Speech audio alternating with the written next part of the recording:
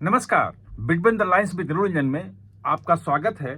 और आज हम समझने की कोशिश करेंगे कि पूरे देश में जो एसआईआर की घोषणा करने जा रहा है, एक फैसला हो चुका है, चुनाव आयोग कर चुका है और अक्टूबर में माना जा रहा है कि डेट आ जाएगी और पूरे देश में एसआईआर शुरू हो जाएगा।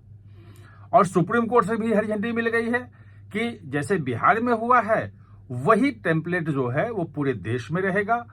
पूरे देश में जो एसआईआर होगा तो कितने करोड़ नाम कटेंगे, ये एक अनुमान आया है।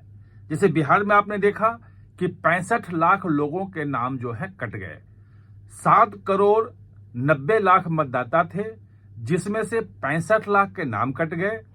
उसमें 22 लाख जो मर गए थे उनका नाम चढ़ा हुआ था मतदाता सूची में। 35 लाख ऐसे लोग थे जो बिहार छोड़ के बाहर चले गए हैं, परमानेंट अब वहां है ही नहीं, उनका भी नाम उसमें था। और 7 लाख लोग ऐसे थे जो 2 जगह 3 जगह 4 जगह जिनके नाम थे वो अब सिर्फ एक जगह रहेगा।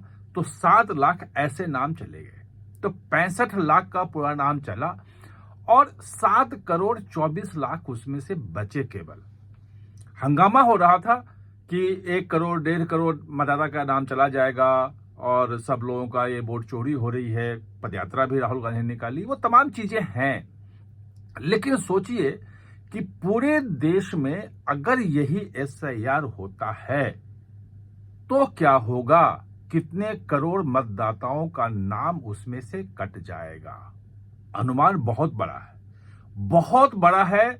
और मतलब जो आप जानेंगे तो निश्चित रूप से मैं चौंक गया था जब मुझे चुनाव आयोग के लोगों ने बताया कि ऐसे ऐसे इतना होगा, तो मैं भी चौंक गया था। आप भी चौंकेंगे, क्योंकि अभी पूरे देश में लगभग जब 2024 का इलेक्शन हुआ था और उसके लिए जनवरी 2024 में जो मतदाता सूची तैयार हुई थी तो 97 करोड़ वोटर उसमें थे।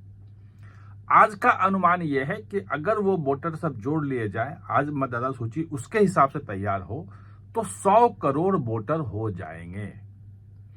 इसमें से जो 100 करोड़ वोटर हो जाएंगे, इसमें से लगभग 67 करोड़ वोटर ऐसे हैं जिनका आधार सीडिंग है, यानी कि आधार से वो जुड़े हुए हैं। आधार नंबर उनके वोटर आई कार्ड के साथ जुड़ा हुआ है, यानी कि वो जेन्युइन है। वो 2 जगह 3 जगह 4 जगह उनके होने की संभावना नहीं, क्योंकि एक आधार से एक ही वोट होगा। दूसरी जगह जब करने जाएंगे तो वो आधार उसको लेगा ही नहीं, तो उनकी संभावना कम है। अब बाकी बच गए लगभग 35 करोड़ लोग, जिन 35 करोड़ लोगों का आधार से जुड़ा हुआ नहीं है।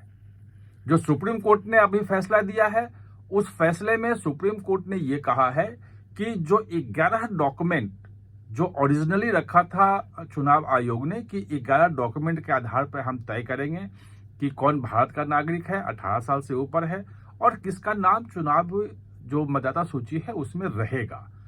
12वें के रूप में आधार को भी जोड़ने के लिए कहा है। खैर, उसमें अलग से वो सुप्रीम कोर्ट में फिर पिटीशन गया है चुनाव आयोग का और कह रहे हैं चुनाव आयोग कि वो आपने गलत कह दिया है, उसको फिर से उस पे फैसले पे विचार करें। जो भी हो, जो सुप्रीम कोर्ट में जो फैसला आएगा वो देखा जाएगा।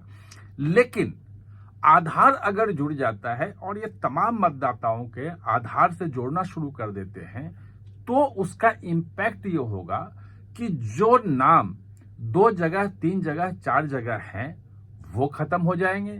जिन मतदाता की डेथ हो गई है, जो मर गए हैं, उनका नाम खत्म हो जाएगा। और जो कुछ लोग हैं जो बाहर हैं, विदेशी हैं, वो तो खैर बहुत कम निकल के आ रहे हैं। 3 लाख लोगों का एक लिस्ट आया था चुनाव आयोग की तरफ से कि जिनको नोटिस दिया गया है।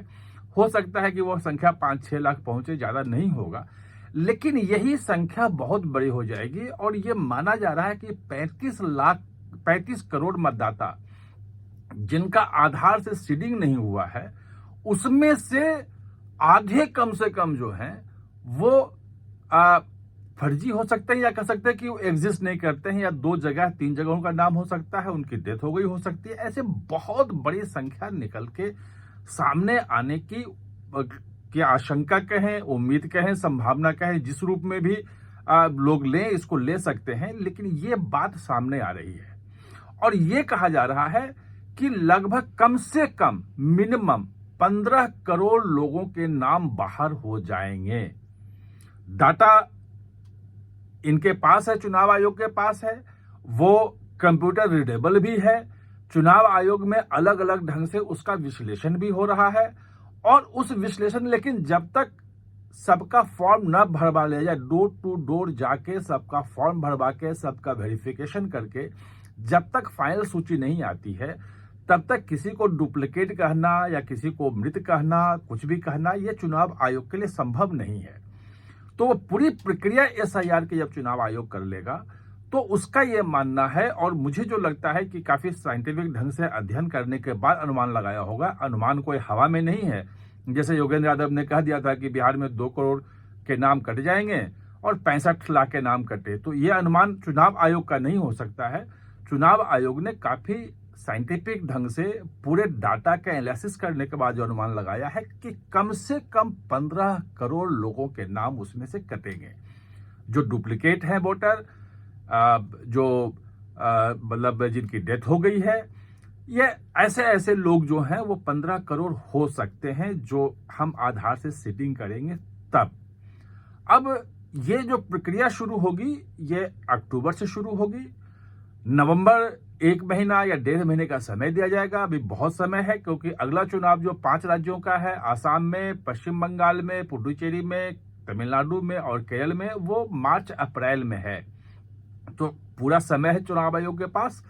और ये जो 15 करोड़ जो मतदाता जिनका नाम कटेगा, वो अगर वो जिंदा है, उस पर कोई दावा होता है, कोई अपील होती है, तो उसके लिए पूरा समय होगा। सुप्रीम कोर्ट से जो फैसले अभी तक आए हैं 3-4 बार में, वो एक बिल्कुल कह सकते हैं कि वो नियम सेट कर दिया है कि इसी आधार पे, इसी रूप में एसआईआर होगा और उसी आधार को लेकर के अब चुनाव आयोग पूरे देश में करने जा रहा है। और उसमें से कम 15 करोड़, हो सकता है 20 करोड़ या 25 करोड़ भी संख्या हो सकती है, लेकिन मिनिमम 15 करोड़ का माना जा रहा है कि नाम कट जाएगा। आप हमारे साथ चर्चा में जुड़े, इसके लिए बहुत बहुत धन्यवाद।